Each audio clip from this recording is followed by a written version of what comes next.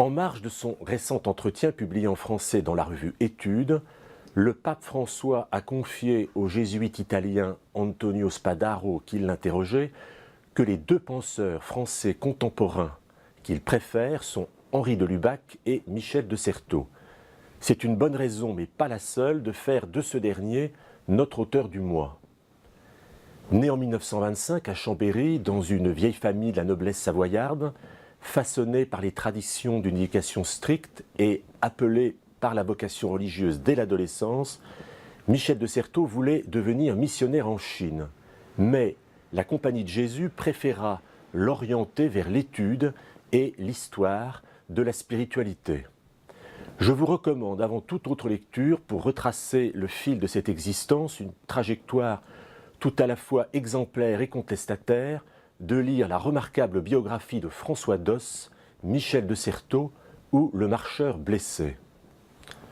Deux mystiques ont accompagné sa recherche. Le premier est un autre Savoyard, compagnon de la première heure de Saint-Ignace, Pierre Favre, sur lequel Certeau a fait sa thèse en 1960 et dont il a édité dans la collection Christus le Mémorial.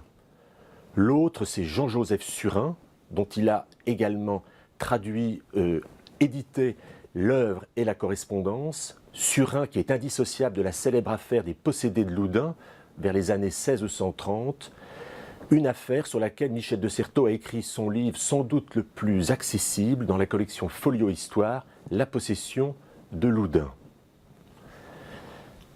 Le déchiffrement de la mystique chrétienne des XVIe et XVIIe siècles s'est poursuivi tout au long de sa vie. Une étude tout à la fois originale et novatrice qui a nourri son ouvrage le plus connu, dont la parution en 1982 a été un événement considérable, La fable mystique. Et c'est la deuxième raison pour laquelle je voulais vous parler de Michel de Certeau, c'est l'événement ces jours-ci, 30 ans après, paraît le tome 2 de La fable mystique, une anthologie de textes inédits et éparses sur lesquels il travaillait au moment de sa mort et que la grande spécialiste de son œuvre, Luce Giard, a patiemment mise en forme. S'il y a un maître mot pour comprendre une œuvre qui est érudite, dont je ne vous dirai pas qu'elle est facile, c'est la transversalité. Il y a d'abord l'histoire. Michel de Certeau a écrit l'écriture de l'histoire qui fait partie des tout grands textes sur l'historiographie. Ensuite, la psychanalyse. Certeau s'y est intéressé très tôt. Il a été un proche de Lacan, cofondateur de l'école freudienne de Paris. Et le petit ouvrage Histoire et psychanalyse, toujours en folio, reste une référence. Enfin, la théologie. Je vous recommande de lire La faiblesse de croire, un texte tout à fait prophétique où il est conscient des difficultés que rencontrent les hommes et les femmes d'aujourd'hui à la recherche de la foi. Enfin, Michel de Certeau a été un observateur avisé du mouvement de mai 68. Il s'est intéressé à la théologie de la libération et on peut relire tous ces textes politiques dans La prise de parole, publié en Point-Seuil.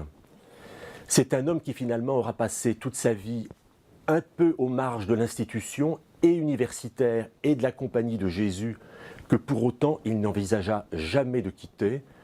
Une œuvre inclassable qui aura marqué tout le paysage intellectuel français des années 60 et 70, une œuvre mue, comme il l'aimait à le dire lui-même, par la passion de l'autre.